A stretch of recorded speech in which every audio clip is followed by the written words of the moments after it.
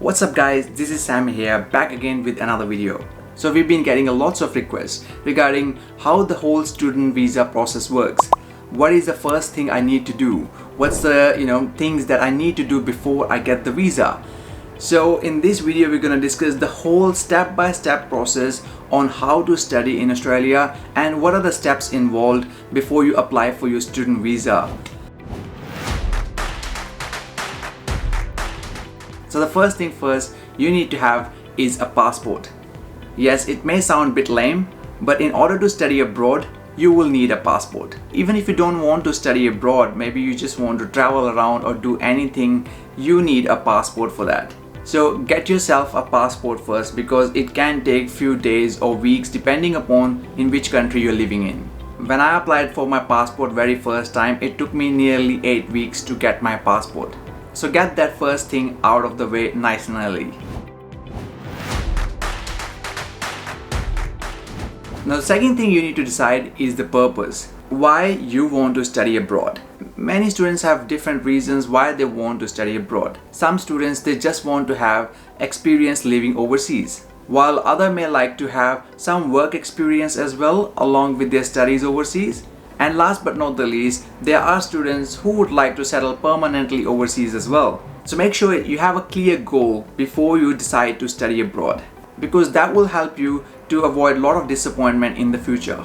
I have seen students who have come to Australia without any purpose or goal, and then they have to change course and they have to sometimes go back home because they're not happy with what they have chosen or their goals were not clear enough. So one thing I want you to decide nice and early is the purpose of studying abroad. You don't need to tell me about it. You need to decide what is the purpose of studying abroad for you.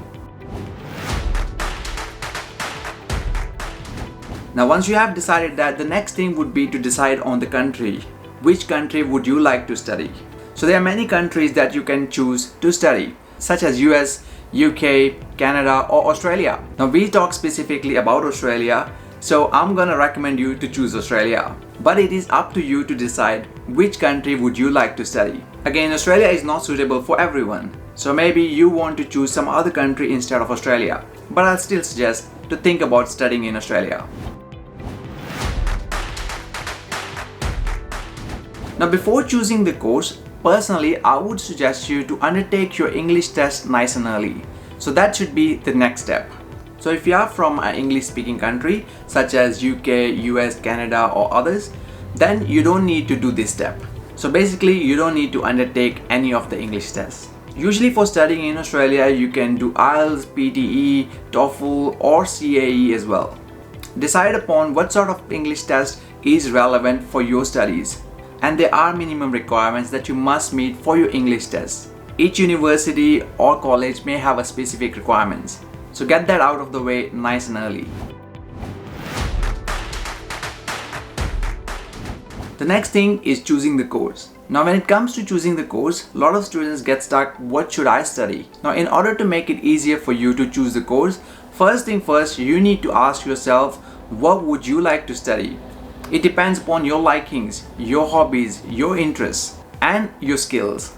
But don't forget your purpose of studying overseas. So if your goal is to study abroad because you want to stay there for a longer time or you want to get a permanent residency, then you will need to choose your course accordingly as well. It is actually a smart way to do the things. So there are three main types of courses you can study in Australia.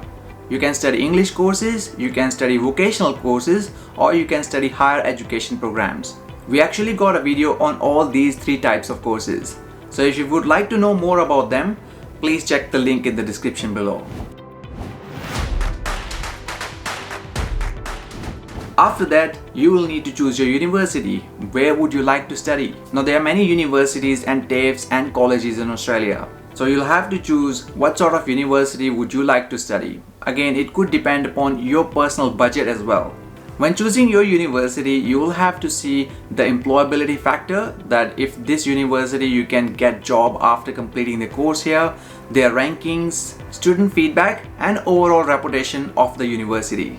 The top group of 8 universities that you can study in, but there are plenty of options available as well. We have got the top 10 universities in Australia on our website.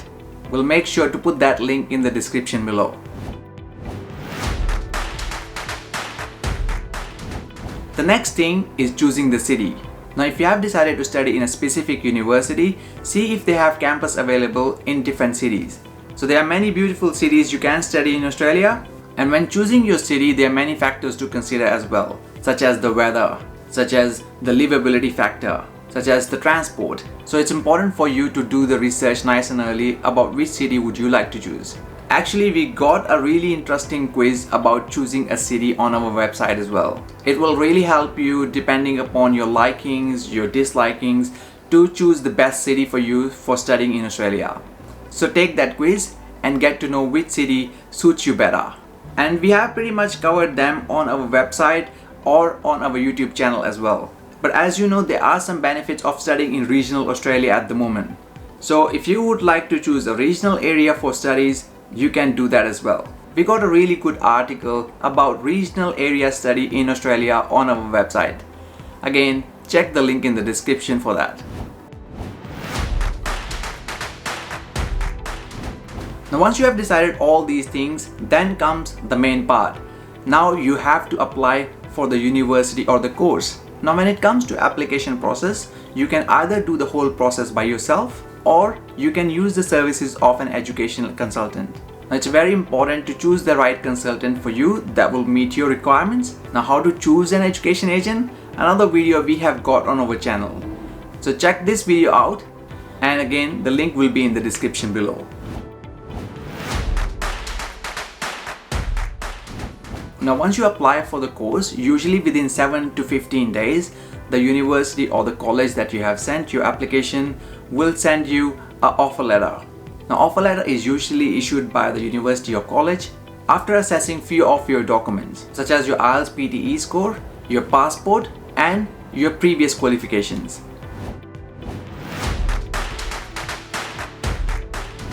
So the next step would be to prepare for your SOP and meeting the GTE requirements. So statement of purpose is a statement you have to write down that why you want to study in Australia and why you want to specifically study in that university and that specific course.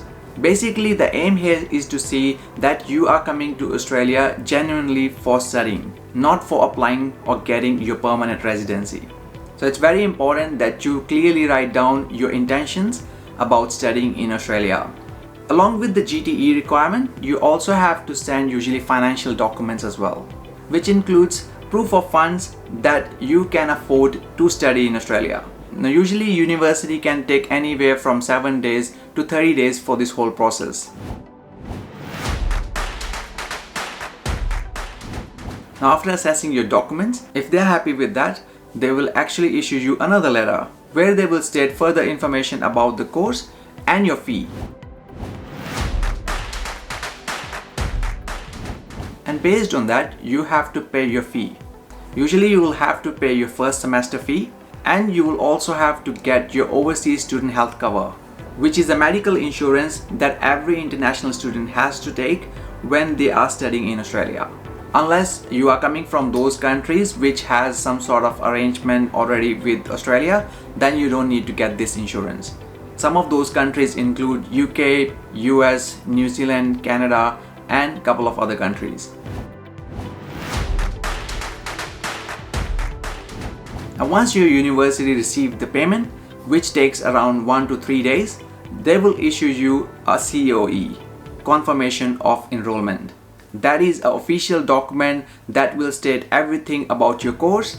Basically, when the course is starting, when the course is finishing, what's the total fees, and everything about your course. Issuing a COE can take another 7 days to 15 days. After the COE, it's time to get your medical examination done. Now, in order to get your medical examination done, you will need to get a HAP ID, which you can either do it yourself online, or if you are using an educational consultant, they can help you to do that. But it's important that you get your booking form from there and get your examination done in your local hospital. Now, make sure you go through a hospital or medical clinic that are registered with Australian Embassy. And once you got your COE and medical approved, The last thing you have to do is apply for your student visa. Now, student visa application obviously requires lots of documents that you need to submit. Some of those documents include your COE, copy of your passport, your English scores, your SOP, and many other documents. Now, if you want to see the whole list of documents that you will need for applying for your visa, we have got you covered for that as well. Download a student visa checklist from our website. Link, as always, will be in the description. Now, once you apply for visa, it can take anywhere from 3 days to 28 days for embassy to get back to you.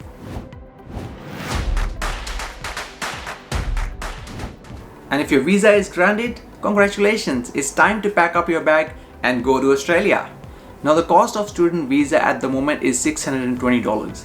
But obviously every year Australian immigration can increase the price, so keep an eye on Australian immigration website for information on student visa fee. We'll put the link of that in the description as well. I hope you find this information regarding step-by-step guide on how to apply for studying in Australia. If you do, make sure to smash that like button and let us know your thoughts in the comments below. And if you want us to make a video specifically on meeting your GTE requirements, put the word GTE in the comment section below. And if we get 50 comments saying GTE in the comments below, we'll make a video on that. Well, thank you for watching. See you in the next one.